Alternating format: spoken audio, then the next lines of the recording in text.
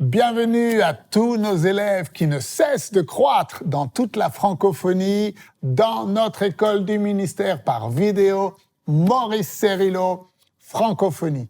Et nous continuons aujourd'hui notre cours sur la nouvelle onction. Et nous avons vu précédemment que nous devons comprendre que notre champ de bataille ne sont pas les circonstances auxquelles vous et moi nous pouvons faire face. Non, notre champ de bataille ne sont pas non plus les choses, comme par exemple la maladie ou les addictions ou l'homosexualité. Non, cela ne sont que les manifestations extérieures de ce qui se passe véritablement dans le monde spirituel. Nous devons aller à la racine des problèmes, là même où le diable lie les gens.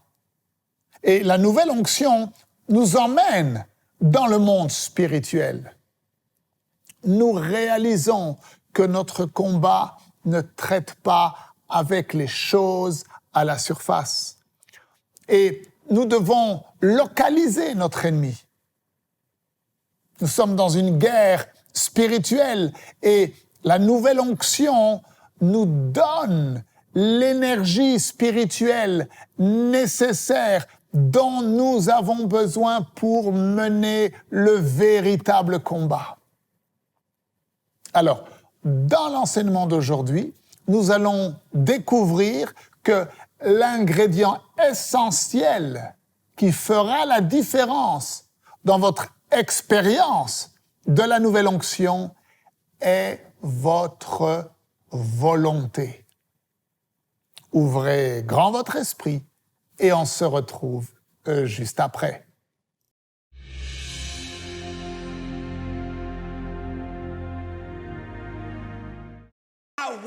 Alors, ce dont nous parlons ici dans la nouvelle onction, ce n'est pas la division d'honneur, ce n'est pas jouer au ballon, non, nous parlons de la division professionnelle, ce sont les choses véritables, gloire à Dieu, et c'est là où nous sommes, là-haut.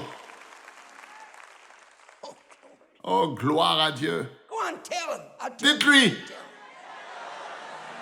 Dites-lui. Gloire à Dieu.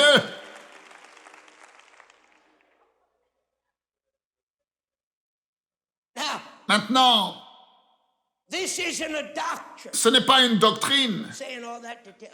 Et je vous dis tout cela pour vous dire ceci. Ce n'est pas une doctrine. Mais c'est pour nous aider à nous focaliser, nous concentrer dans une réalité. Et je ne suis pas ici pour vous dire combien ce but est important. Parce que sans la croix, il n'y aurait rien d'autre. Mais il y a 2000 ans de cela, Dieu a envoyé Jésus dans ce monde pour un but divin.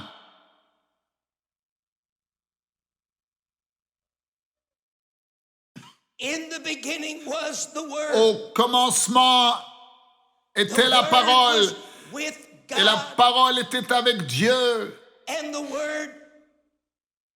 et la parole était Dieu. Toutes choses ont été créées par lui, et sans lui, rien de ce qui a été créé n'a été créé. Et la parole est devenue chair. Dieu a envoyé son Fils dans ce monde pour un but divin.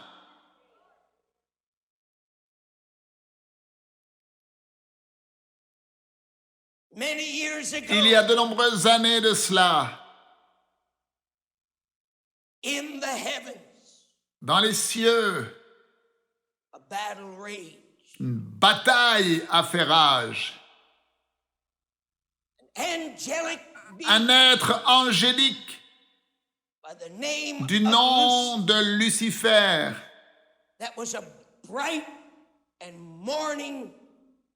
qui était un être brillant, glorieux, magnifique.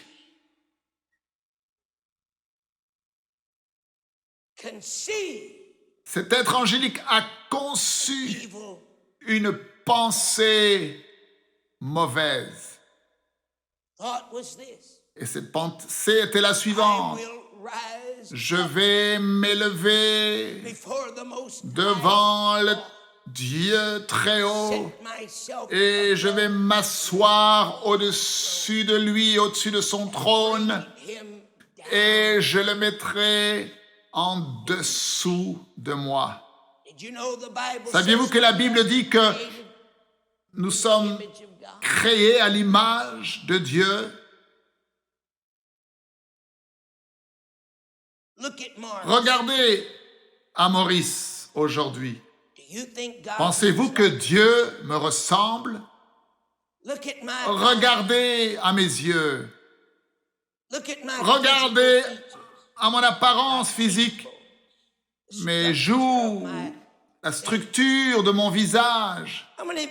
Combien d'entre vous pensez que Dieu et moi, nous nous ressemblons? Oui, alors la Bible dit que nous sommes créés à l'image de Dieu. Mais vous savez, je sais que lorsqu'il est dit cela ne signifie pas une ressemblance physique.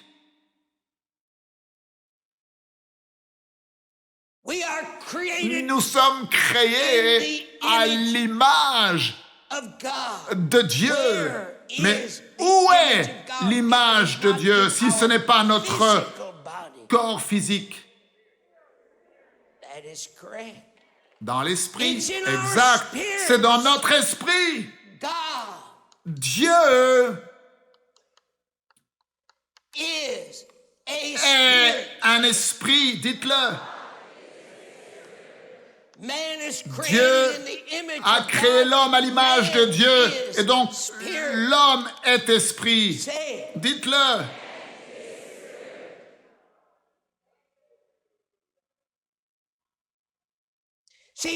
Vous voyez, nous ne sommes pas une habitation de muscles et d'os. Ça, ce n'est qu'une enveloppe extérieure.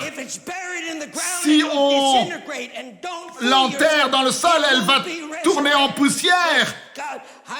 Et ne te trompe pas, ça ne va pas être ressuscité. Gloire à Dieu, moi je ne veux pas toute cette ordure-là. Gloire à Dieu.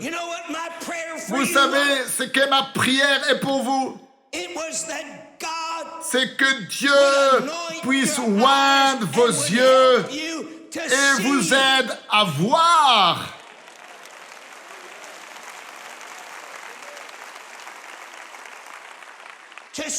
Voir quoi, frère Cyrilo? Voir Dieu tel qu'il est réellement. Pourquoi? Parce qu'il y a trop de gens qui ont limité Dieu. Et la plus grande raison pour laquelle nous avons mis une limitation sur Dieu qui ne connaît aucune limitation, c'est parce que nous ne le voyons pas tel qu'il est.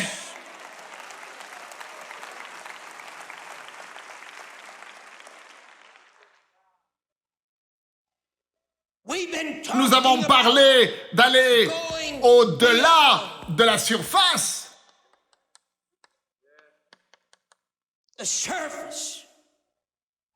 Au-delà de la surface. Nous avons dit que notre bataille n'est pas avec les choses,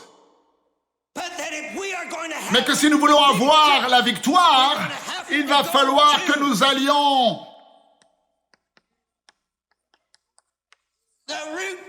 à la racine, à la cause, et il va falloir que nous traitions avec la cause.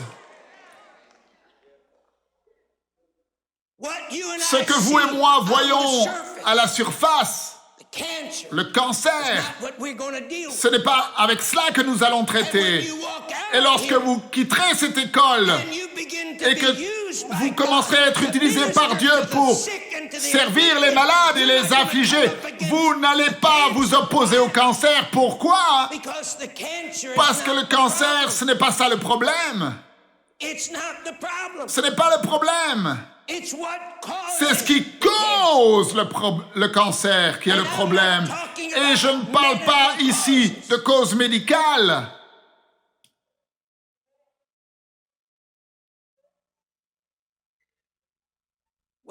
Nous quitterons cette école du ministère et nous traitons avec les problèmes de cœur et l'arthrite et toutes ces maladies et infirmités et les problèmes dans nos maisons, nos familles, avec nos enfants et les gens que nous aimons qui sont liés dans la drogue et l'alcool et le tabac. Mais nous n'allons pas traiter et attaquer les choses, mais nous allons aller profondément et nous allons découvrir quelle est la cause, quelle est la racine. L'homme vit dans deux mondes, il vit dans le monde naturel et il vit dans le monde spirituel. Nous allons au-delà de la surface, au-delà du naturel et nous allons entrer dans le monde spirituel.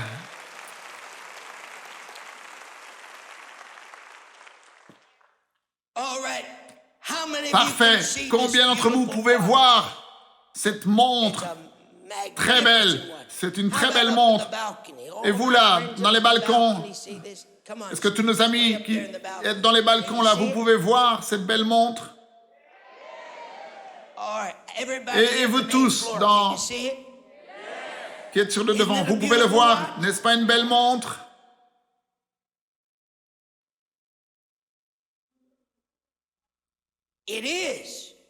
N'est-ce pas? Le seul problème, c'est que vous ne l'avez pas réellement vu. Vous dites, frère Cerrillo, oh ben si, je la vois. Mais ce que vous voyez, c'est en fait le bracelet et l'extérieur. Mais vous ne voyez pas la véritable montre parce que juste l'apparence extérieure et le bracelet et dire que ça c'est la montre, ce serait présomptueux. Parce que qu'est-ce que réellement la montre? La montre, c'est le mécanisme intérieur. Et si je retirais l'arrière de la montre, oh, grand merci, ne t'inquiète pas, je te rends ta montre maintenant.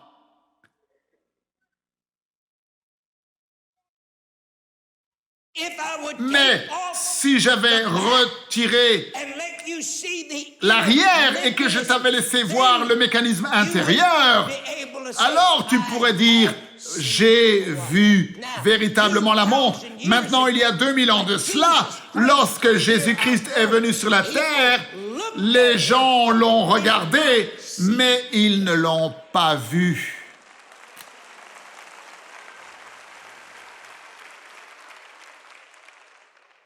Alors, vous comprenez de quoi je parle concernant le fait de voir Dieu tel qu'il est?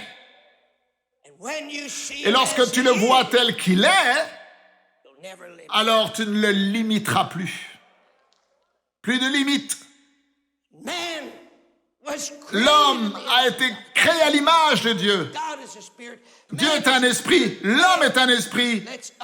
Et comprenons, nous ne luttons pas, nous ne combattons pas contre la chair et le sang. La première règle du combat spirituel est de localiser notre ennemi. Nous ne luttons pas contre la chair et le sang, mais nous combattons contre les principautés, les puissances et les esprits méchants dans les lieux célestes. Satan également est un esprit. Et c'est là où se trouve notre combat, c'est dans le monde spirituel.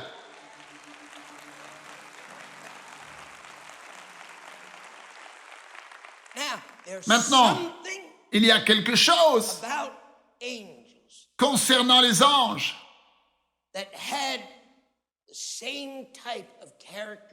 qui avaient cette même caractéristique. Ce n'étaient pas des marionnettes. Vous regardez Maurice, il n'y a pas des fils qui tiennent mes mains et mes bras. Et je veux vous dire quelque chose dans ce bâtiment. Ici, Dieu ne forcera jamais qui que ce soit à faire quoi que ce soit contre son image qui est en vous. Et vous savez ce que c'est que cette image de Dieu? Lorsque Dieu nous a créés, il a fait de nous des petits dieux. Excusez-moi pour cette expression. Mais il a mis dans notre être son image, qui est le reflet de sa caractéristique. Il est un Dieu de puissance. Il a créé Adam dans le jardin d'Éden et il lui a donné la puissance. Il est un Dieu d'autorité.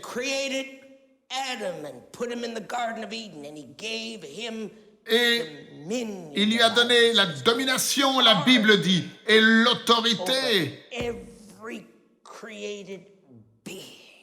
sur tout autre être qui avait été créé. Il est Dieu. Et il a la capacité d'agir d'une façon indépendante. Et il a donné à Adam son image, qui s'appelle en fait la volonté morale libre d'Adam. L'image dans chacun d'entre nous, c'est cette volonté libre que Dieu a mis en nous. Il n'y a pas de fil qui nous contrôle. Dieu ne dit pas lève ta main et tu lèves ta main. Dieu ne dit pas lève ta jambe et tu lèves ta jambe et tout d'un coup, c'est comme s'il te tenait avec des ficelles et tu es comme une marionnette et tu fais tout ce qu'il commande. Non, mon ami. Mais il a mis en nous et en toi son image, sa puissance de décision. Et tu as le droit de choisir.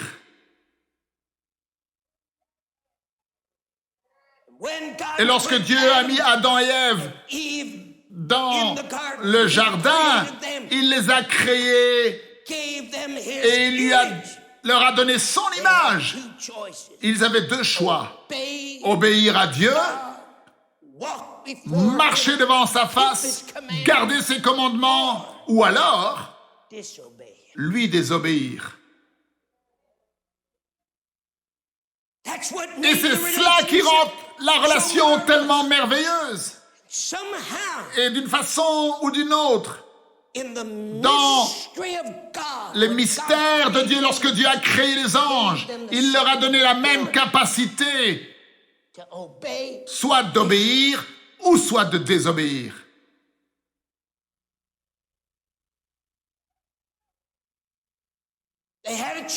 Ils avaient le choix. Et ils ont encore ce choix maintenant. Et Lucifer s'est levé contre Dieu pour essayer de se mettre au-dessus de Dieu et prendre le royaume de Dieu, la chose la plus incroyable. Et vous n'avez pas besoin de le croire. Mais vous savez, cela ne change rien parfois, ce que nous croyons, lorsque les faits parlent pour eux-mêmes. Les faits sont que à peu près 1/3 de tous les êtres angéliques du ciel ont suivi Lucifer dans cette rébellion contre Dieu. 1/3. Satan est venu dans cette grande bataille qu'il a perdue dans les cieux. Et il a maintenant libérer une attaque contre la création de Dieu sur la terre.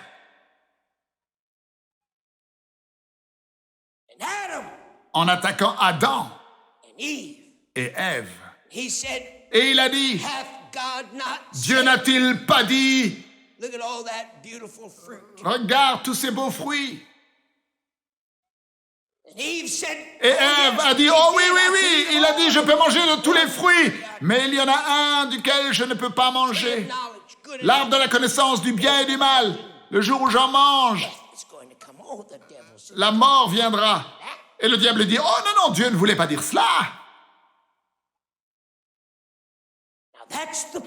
Et c'était là le but de Satan. Mets dans ton esprit le compromis, la tromperie, le mensonge. C'est ce qu'il fait pour nous faire croire que Dieu ne veut pas dire ce qu'il dit.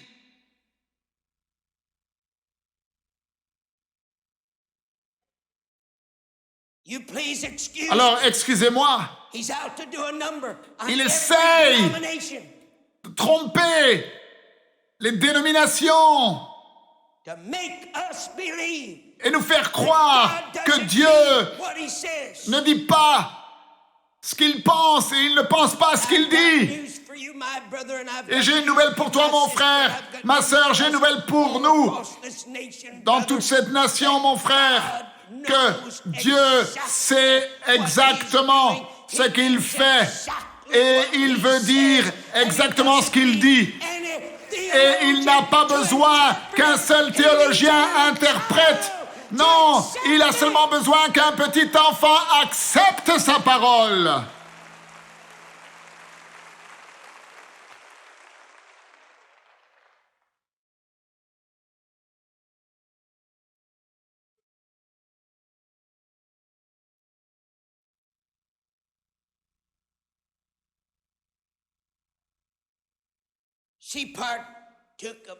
Et elle a mangé du fruit de sa propre volonté, et Adam également.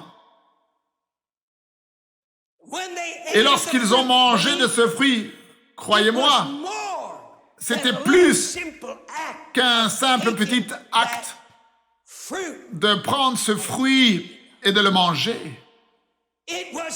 C'était l'équivalent de l'expérience lorsque un tiers des anges ont tourné leur dos et leur allégeance à Dieu et l'ont donné à Satan.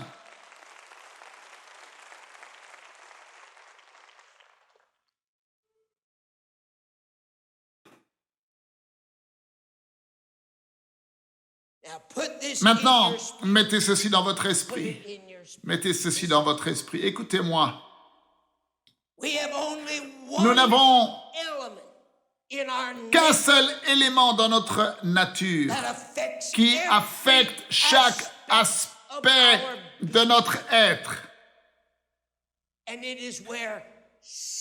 Et c'est là où le péché a sa racine.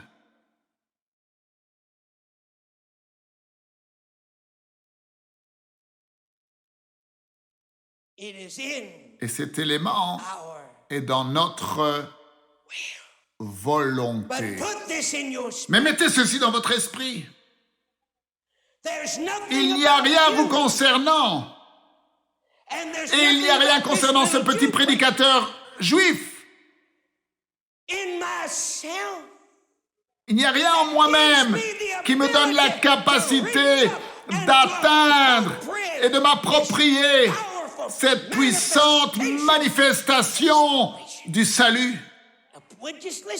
Alors écoutez, mettez ceci dans votre esprit.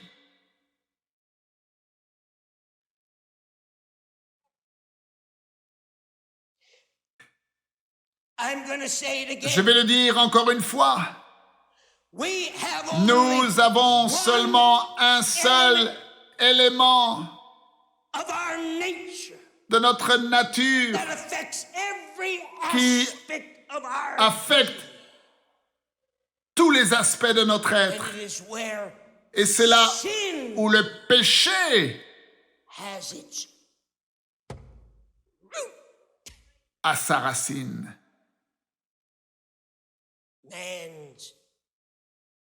La volonté de l'homme.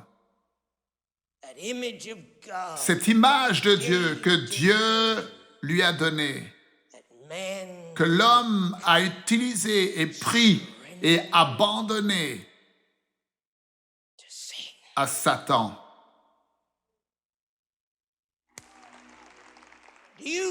Vous pensez qu'en vous-même, dans votre nature pécheresse et dans les luttes humaines, que vous pouvez vous étendre et vous approprier de Dieu qui est un être surnaturel? Non!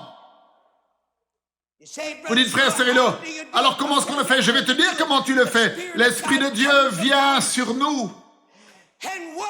Et sur quoi avons-nous le contrôle? Dites-le! Notre volonté, c'est le seul ingrédient sur lequel nous avons le contrôle. L'image de Dieu, notre volonté. Nous sommes créés à l'image de Dieu. Et l'image de Dieu, en nous, est dans notre esprit, dans notre être intérieur. Et l'image de Dieu, dans notre esprit, est notre capacité d'utiliser notre volonté. Nous ne sommes pas des marionnettes entre les mains de Dieu. Nous ne sommes pas des marionnettes non plus entre les mains du diable. Mais nous utilisons l'image de Dieu en nous. Nous utilisons l'image de Dieu dans notre esprit, qui est notre volonté. Et nous soumettons notre volonté à la volonté de Dieu. Nous utilisons notre volonté pour obéir au Seigneur. Nous n'obéirons pas à Satan. Nous n'obéirons pas au péché. Et nous n'obéirons pas non plus à la chair. Si nous voulons que la nouvelle onction agisse pleinement en et à travers nous, eh bien, nous devons décider une fois pour toutes de soumettre notre volonté à la volonté de Dieu. Je vous dis à demain. Ne manquez surtout pas la suite de ces enseignements. Merci de partager, de parler autour de vous des vidéos qui sont disponibles quotidiennement sur Maurice Cérillo Francophonie. Que Dieu vous bénisse. Et n'oubliez pas, la francophonie appartient à Jésus. À très bientôt pour un prochain enseignement avec le Dr Cérillo. La francophonie appartient à Jésus. Pour toute information, rendez-vous sur www.mcwe.fr.